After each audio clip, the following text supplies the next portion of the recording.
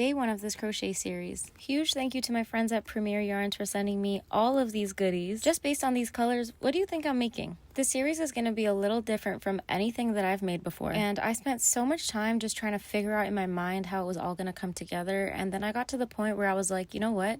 I just need to start making it and it'll come to me eventually, surely. As usual, I started with the feet, and when I made the first foot, I forgot to take the measurement of the base of it before I started building it up, so I decided to just make a second one and then just measure the bottom of that one. After I finished that, I took the measurements and then I started to draw out my circles that I was going to have to cut out. Someone commented on one of my videos a while ago telling me to use a nail and yarn as a protractor, and it actually changed my life. I just wish that there was a way to do this with the oval shape, but it's okay. Anyways, after I finished the first 2 feet, I went ahead and I made 2 extra feet. And no, I'm not making these as backups. I will be using all 4 feet to give you another hint at what I could possibly be making. After I was finished with all 4 of those, I went outside and powered up my jigsaw, and I was really happy with the way that I cut these out. Like, these are circles, they're not that easy to cut out, but practice makes perfect, so I should be able to cut out a perfect circle by like tomorrow, right? Thankfully, this should be the only time that I have to use my jigsaw in the series, because when I went to Home Depot to buy all of my lumber, I had the store associate cut every piece of 4x4 and 2x4 that I needed to the exact length in store. I put dots on each of the pieces of ply for where I'm going to need my screws to attach to the 4x4s. This is just going to help me guide the screws when I'm ready to attach everything together. I then labeled my pieces of ply and 4x4 so I knew who belonged to who.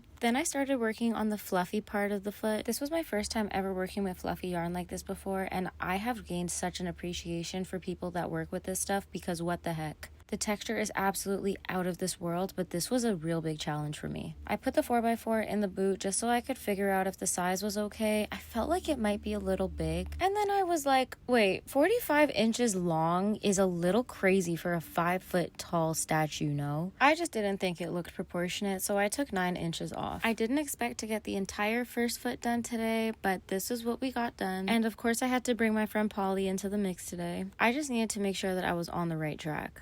So far, so good. See you tomorrow.